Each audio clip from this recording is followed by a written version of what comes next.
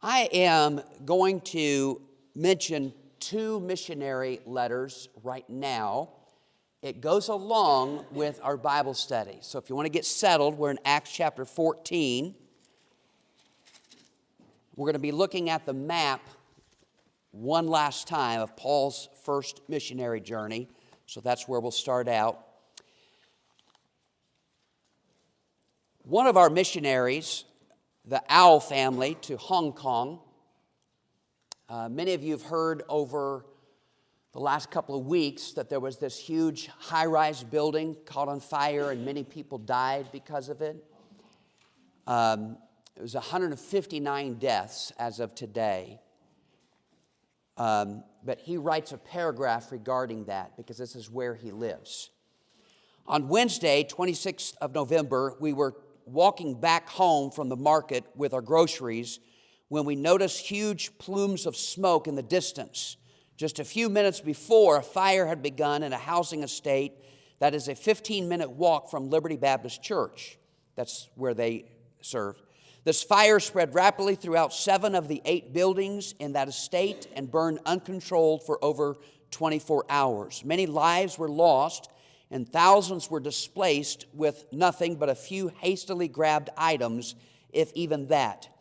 It was a stark reminder of the brevity of life and how despite all of our careful planning, it could be gone in moments. Please pray that we can minister to those that have suffered through this ordeal, that their hearts would be all the more open to Christ and to see this as another chance to receive Him. So that's somewhat current event. And so pray for the Owl family. This next family, I can't mention their name because this is being recorded currently, but it's a family that we have that goes to Ukraine. And but anyway, we have 5 missionaries that we can't post letters online. This is one of them. But I'm quoting from them because they go to Ukraine, and one city that they were just in was recently bombed. But we are witnessing revival, and we believe a new wave of revival is on the horizon. I was just with this pastor who actually quoted that, because this missionary goes to help these pastors. I was just with this pastor in one of our meetings, and we expected around 85 people to attend. It turned out to be 450. We couldn't hold the meeting inside and had to move it outside. We had another meeting together that was full, and we're in 2 more new villages with souls standing outside waiting for our arrival. What is bringing so many to evangelistic aid outreaches like these? And he says this: the increasing attacks and hardship caused by the war. So sometimes we see things from a perspective that we need to see things from a different perspective. And so God can even work in these tragedies that are going on. And so let's pray for our missionaries abroad. All right, so taking a look at the map here on Paul's first missionary journey. It lasted about 2 years. It covers 2 chapters, Acts 13 and 14. We've already gone through 13, but now we're in chapter 14. But let's just review real quick because I'm going to be mentioning some cities, so I want us to get our bearings straight. To the right of the Mediterranean Sea, you see the city of Antioch. That's the church that they're sent out of, Paul, Barnabas, and John Mark. They head eastward. They go to Seleucia, across the sea to Cyprus. They minister in Salamis, then on the west coast of Paphos. That's where they meet up with the Roman official Sergius Paulus, and he becomes a convert, but then there's a guy that was a sorcerer, all of those things. They eventually leave. They come to the area up north called Pamphylia. That's where John Mark leaves. And notice the 2 cities, and I want you to pay attention to the location of Perga and Attalia. Notice that Perga is off the coast a bit, and Attalia is on the coast. Just notate that. Then they head up north to an area called Pisidia, to a city called Antioch. He preaches, they kick him out. He moves eastward to a tri-city area called Lycaonia of Iconium. They kick him out. To Lystra, that's where we're at today. And then he's going to move on to Derbe After he finishes Derbe, that's the tail end, and then he's going to circle back. All right, so let's go now to our notes. Letter E in our notes. We've done number 1, the province of Lycaonia. Number 2, the persecution at Iconium. Number 3, the power at Lystra. We've looked at letter A, the soothing of the impotent man. That's, remember, they healed an impotent man that had never walked before. And then all of a sudden they start calling Paul and Barnabas these gods' names, Mercury and Jupiter. And they said, well, it doesn't matter. Don't call us gods. You need to live and believe in the true God, the Creator. And so they try to get people to do that. Meanwhile, this is what's going to happen. So letter B, the stoning of the Apostle Paul. The stoning of the Apostle Paul. Number 1 underneath that, left for dead. Left for dead. Looking at Acts chapter 14, look at verse number 19. And there came thither certain Jews from Antioch and Iconium. Remember when he was in Antioch, there were believers, but then there was a bunch of unbelievers, and they kicked them out. And at Iconium, the same thing. Those unbelieving Jews followed Paul. And now they're in Lystra, and they're going to cause problems for the Apostle Paul. So look at verse 19 again. And there came thither certain Jews, and they're from Antioch and Iconium, who persuaded the people, and having stoned Paul, drew him out of the city, supposing he had been dead. All right, so they kicked him out of Antioch, they kicked him out of Iconium, and now they're at Lystra, and they stone him. So Paul is having somewhat of a difficult time, but he keeps on keeping on. Number 1, he was left for dead. Number 2, he's lifted from dead. Lifted from dead.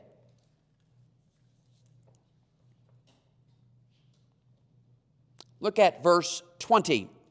Howbeit, as the disciples stood round about him, he rose up and came into the city, and the next day he departed with Barnabas to Derbe. All right, so again, I think I've said this almost every week. One of the underlying principles that the Apostle Paul teaches us is keep on keeping on. Stay faithful no matter the hardships, no matter the difficulties. And he's kicked out at Antioch. He moved on to Iconium. He gets kicked out of Iconium. He goes to Lystra. He gets stoned at Lystra. If it were me, I would have picked up those stones once I got revived and said, oh yeah, take this, But anyway, he's probably a better Christian than I was, but I'd be tempted to do that anyway. But he moves on to Derbe. And so that is one of the things. Now, what I find interesting, letter A, underneath that, the disciple. Disciple. This part right here, when he's at Lystra, must have had an impact. We're never told specifically, but it must have had an impact on Timothy. Timothy's from Lystra. He would have known this. And seeing the Apostle Paul not quit, preaching, yes. And by the way, somebody tell me, what do we know about Timothy's family? His mother, his father, and his grandmother. Anybody want to tell me? His mother and grandmother were saved and his father wasn't. Okay, awesome. Couldn't have said it better. Well, maybe, but no, I'm just kidding. But mom and grandma, believers. Dad, unbeliever. And so we know that they instilled in him what they could. We don't know exactly when Timothy became a believer, so either he was already a believer and committed, or he became a believer, but the Apostle Paul was certainly instrumental because he calls Timothy his son, which means he discipled him at least. So I think this right here was impactful in Timothy's life as a disciple. Only because he's from Lystra, he would have been aware of all that. But letter B, Derbe. he's headed to Derbe, and I think I put this in your notes. I can't remember. But there's a guy that's going to come up later in chapter 20. His name is Gaius, and he is from Derbe. Again, we're not told when he became a believer, but in Acts chapter 20, he's with the Apostle Paul. So the Apostle Paul had a ministry in Derbe, and in chapter 20, he's serving with Apostle Paul from Derbe. So you just put two and two together, and you kind of figure out that obviously Paul had an impact on Gaius' life. So he's having impact wherever he goes. And even as I was preparing for this again this week to be fresh in my mind, I was asking God, help me wherever I go to have an impact. I want to. How minor it might be, but I want more. I really want to be used of God. But we see he's left for dead. He's lifted from the dead.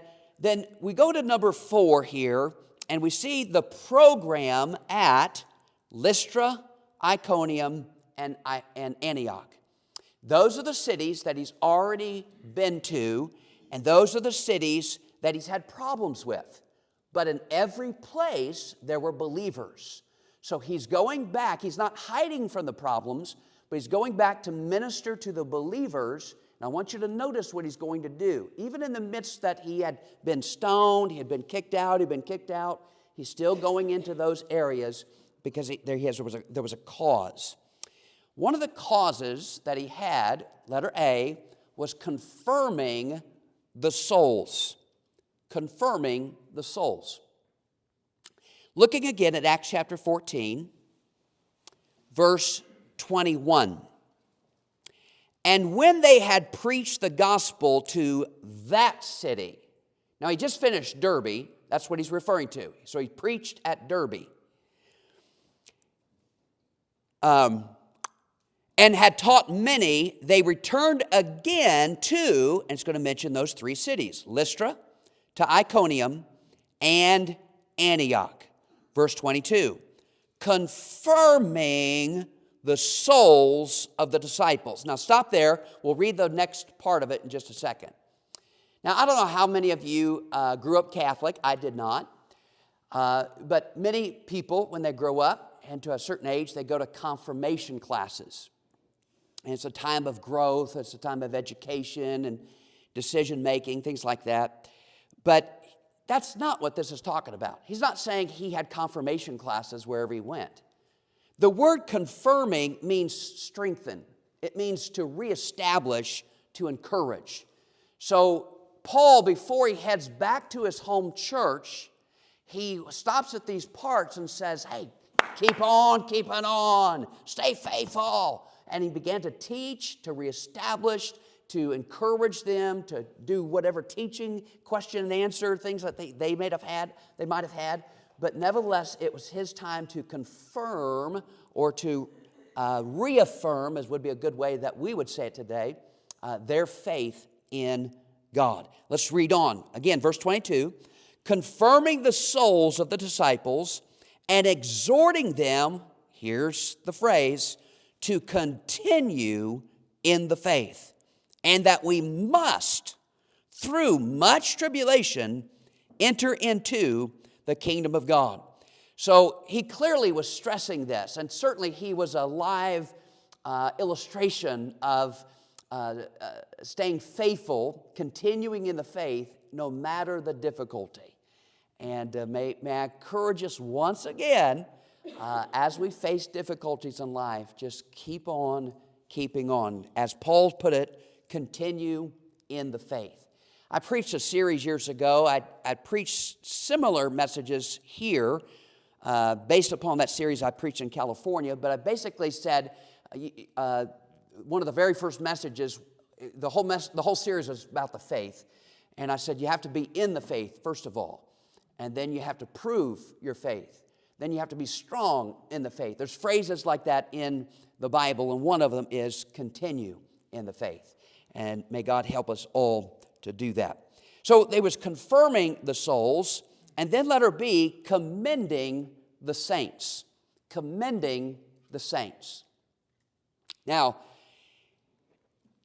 I probably ought to do this more. I don't. I don't know why. I just don't. I do it privately from time to time, but I probably should do it more publicly. But let's say that I'm going to commend Josh Prinovo and publicly and say, Josh, you have done such an awesome job with music. You lead us to worship every Sunday, every Wednesday. I say thank you. We commend you. We applaud you. I mean that sincerely right now. I probably ought to do it more often to more people. But certainly, Josh and Joy probably get the least amount of gratitude, and they do probably some of the most things here. But nevertheless, that's not the word here. The word commend today means applaud, to encourage, I commend them to you. Sometimes people will put my name as a character reference for a job application, and they want me to commend them. Oh, yeah, that'd be great. By the way, Zach Roque is applying for a job as a correctional institute at various places. And I got a job the other day from I don't know what position he was, but it's federal government, high up, FBI or something. So, yes, sir. Yeah, he's a character, all right. I tell you what. But anyway, then I commend them. I applaud them. Same type of thing, but that's not the meaning here. As we read this verse, I want you to see what he's implying here.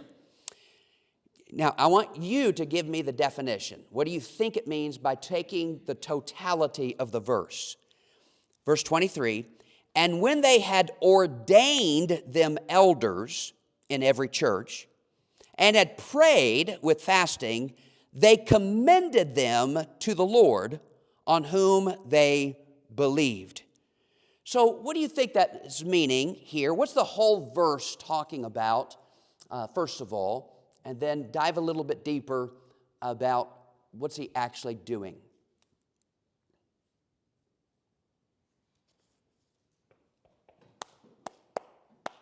Okay, you could tell that he's going to multiple churches. It says in every church. And he's ordaining who? Elders, all right? So as he's going to these churches that either he established or reestablished and strengthened, he's now helping the church appoint a pastor. They're having ordination services, and they're going back and making sure as Paul and Barnabas are leaving, they're entrusting and placing this person in charge as a pastor, putting him up, and that's actually what it means to entrust. The word actually means in the Greek to place into the care of.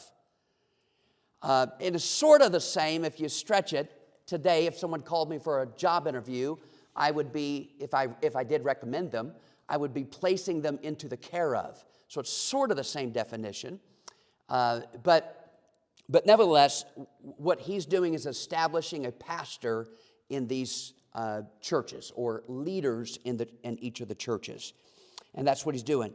Now, what I find interesting, so interesting here, this same thing happened in chapter 13 with one difference. When did they pray and fast in chapter 13?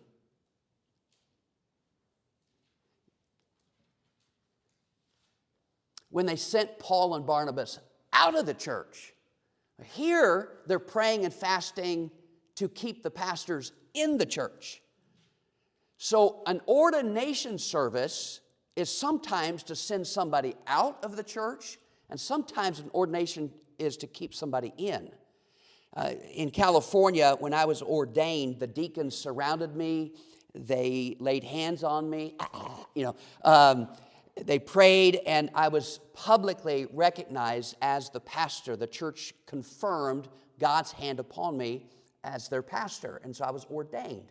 And that's exactly what Paul was doing here, or confirming that person as the leader and commending them and trusting them to have oversight there. But sometimes that ordination is to send somebody out, evangelist, missionary, somebody like that, or to keep somebody in the church. They're saying, hey, God's got his hand on him. We'll place our hands on him as a symbol of that. All right, so that's the program at Lystra, confirming the souls, commending the saints. But letter F, are we on F? Yes, big letter F. The mission to Pamphylia. Remember, Pamphylia is the province. It's the area. Look with me at verse 24. And after they had passed through Pisidia, that's where Antioch was at, they came to Pamphylia. And when they had preached the word in Perga, they went down into Attalia. Remember those two cities I told you to notate? One was a little bit off the coast, one was on the coast. That's what he's doing. So he's preaching, going to each of these cities, saying, hey, keep on, continue in the faith, stay faithful to God. And so that was the mission to Pamphylia. Letter G, the meaning of furlough. The meaning of furlough. Now, we have some missionaries of ours that are actually coming this coming Sunday, and they're on furlough. Matt and Amanda Smith are missionaries to Colombia. They're going to be arriving here Friday afternoon, and they'll be staying the whole weekend, leaving Monday morning. He'll be 9 o'clock and 11 o'clock, just giving us an update. During the 10 o'clock hour, he'll be speaking to the harvesters class. Not harvesters, home builders. And sometime I'll try to find a meal with them to fellowship, but I don't know. But he's on furlough. The word furlough is a military term. It means a leave of absence. I could be wrong about the date, but I think it was 2020 when they got to the field. So they're now leaving Colombia, coming back to the field, coming back here, and to fulfill different reasons. Sometimes when they're here, they'll see family members. They'll take care of medical appointments. Sometimes they have to go to new churches to gain more support because of inflation, because of costs in their family. They raised originally, by the way, the Smiths have 7 children now. When they raised support 5 years ago, they didn't have all that. You see what I mean? So they need more support. And I don't know exactly all they're doing, but I'm just saying, let's think about it. Sometimes they come off the field for a reason. One of the reasons why they do is to go back to supporting churches and give a report.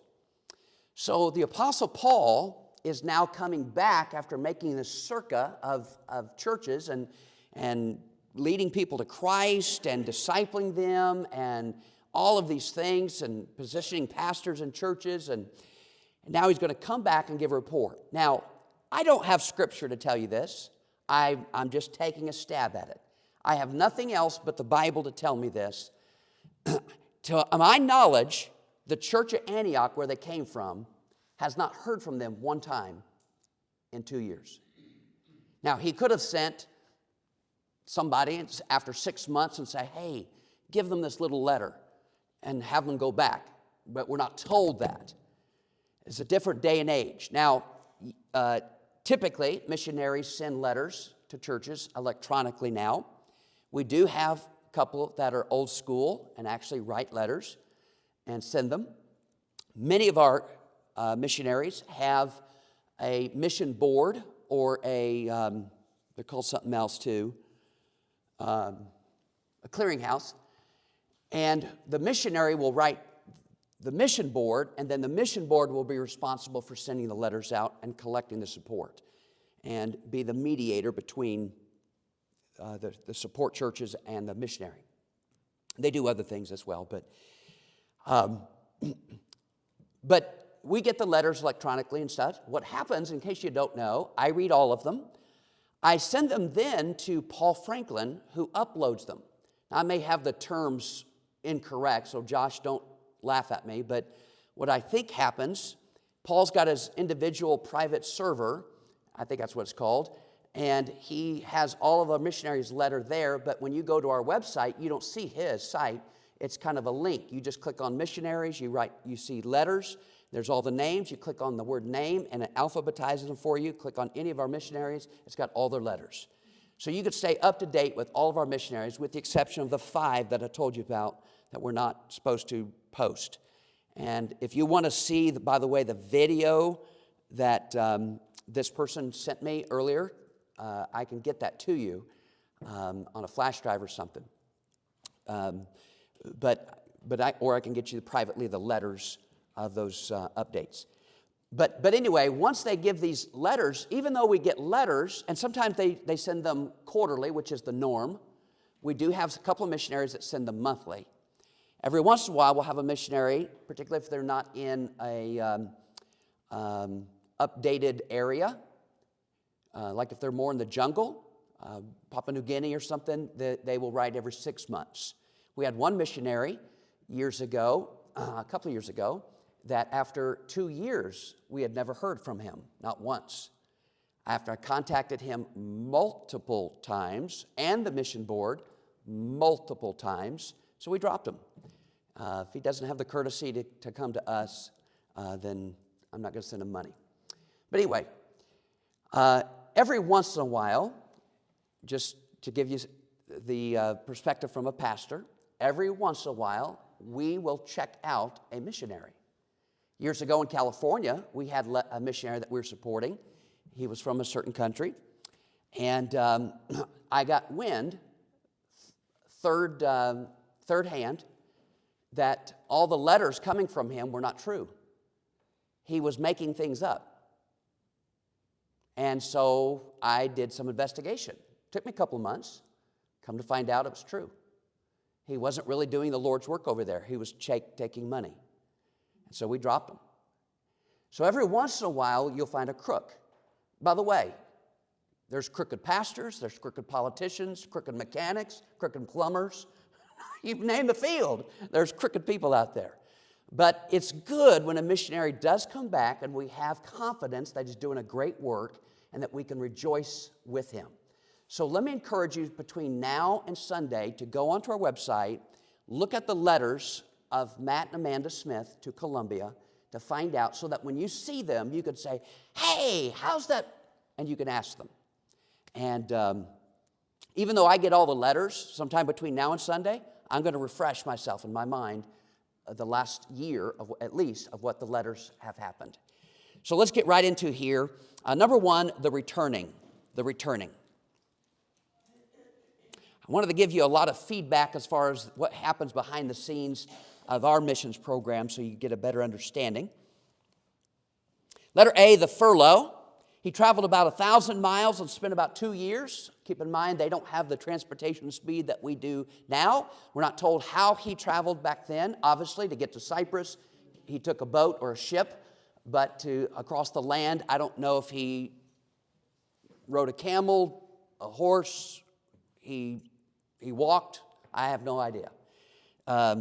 But it took that time. Letter B, fulfilled. Fulfilled. In all of this chapter, outside of the one verse that we just read where he continued in the faith, this is probably my favorite verse because of one word. Look at verse 26. And thence sailed to Antioch, that's their home church, from whence they had been recommended to the grace of God for the work which they, what? Fulfilled. They fulfilled. 2 years ago, from that point, they had set out as a goal to do a mission work. Now they can say 2 years later, we fulfilled what we started out to do.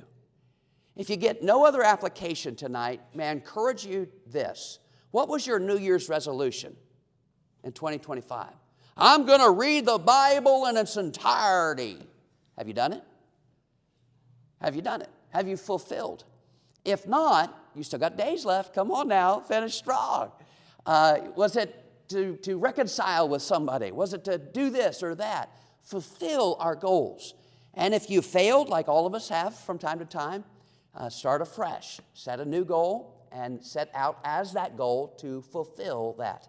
But how good it is, Paul said at the end of 2 Timothy chapter 4, he said, I have finished my course. And may God help us to fulfill what God's intent is for our life. So number one was the returning. Number two, the reporting. The reporting. Look at verse 27. Well, let's fill this in first. Letter A, rehearsing. Rehearsing. When Matt gives an update this Sunday in both services. He's going to rehearse in his mind what has happened the last several years in Colombia. Is there a way that he can fully give us the whole picture? No. He'll probably have 10 minutes. But he's going to do his best to recap and rehearse some of the highlights.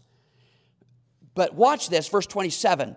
And when they were come and had gathered the church together, they rehearsed, watch this, all that Paul and Barnabas had done. Is that what it says? No, all that God had done. So Paul and Barnabas doesn't go, they're not out there and says, folks, let me tell you how good we had it. We cast out demons. We had power. They called us Jupiter and Mercury. We are awesome people. Yes, thank you very much. Thank you, thank you, thank you. No, they didn't do that. They said, let me tell you what God did. We went to Cyprus and we went here and this Bar Jesus came over here. He's demon-possessed and sorcerer, but God blinded him, and God then saved the highest Roman province leader. And then we went up to Pamphylia, and God did some wonderful things there. Then we went up to Antioch, and God did some wonderful things. Yeah, they kicked us out, but boy, we just kept on, and God gave us strength. And then we went over to, and he just kept on naming the cities, giving God credit. May God help us in our testimonies and our conversations to give God credit. He gathered the church together. They rehearsed all that God had done with him and how he had opened the door of faith unto the Gentiles. Keep in mind, this was news to the people of Antioch. It was going to be news to the people of Jerusalem, now the Gentiles. Now, Paul, when he went to all these cities, he ministered to the synagogues. But the Gentiles were also believing. And God called Paul to do that, to reach the Gentiles. And so now he's given this news. Hey, there was these people, they had their own speech. There was a Lycaonia group of people, and they had this own dialect and stuff. But they became believers over there. And boy, we faced some hardships, but boy, people believed. And we set some pastors, some elders over these churches. And I mean, you can imagine him rehearsing all of this. It's an exciting time. And then letter B, recuperating. Recuperating. We're going to read one verse here. I'm going to turn to one verse, make a comment, and I'm done. Look at verse 28. And they're at Antioch, they abode long time with the disciples. Now, he is going to go out on a second missionary journey, but not yet. He's staying at Antioch. But I want you to see something. Look at chapter 15. Look at verse 35. He's not just sitting in a jacuzzi all day long. Verse 35 of chapter 15. Paul also and Barnabas continued in Antioch, teaching and preaching the word of the Lord with many others also. Just because someone's on furlough, a leave of absence, doesn't mean that they ought to skip church. They ought to be attending church. They still should be serving, whether they're there or here. By the way, my wife and I have as a custom when we're on vacation, we go to church. I don't take a leave from God. So may God help us to stay faithful. Paul and Barnabas were, and may God help us to do that as well. Brother Niles, could you dismiss us in prayer tonight?